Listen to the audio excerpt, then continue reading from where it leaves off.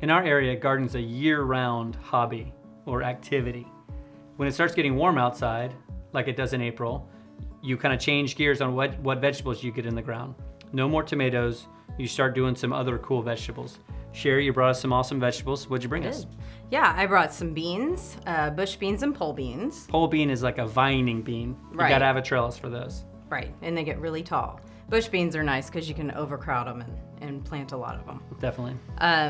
Squash, great thing to plant in the warm weather. Yeah, I love the yellow squash. Easy to grow, easy to eat. Absolutely. I saw you brought some popcorn, Yeah. which is really cool. I love growing popcorn because it grows a lot better than other corns. You can make a lot of it pretty quickly. A thing with corn is you really want to grow it close to each other because it falls, it pollinates with the wind. Right. Pretty cool.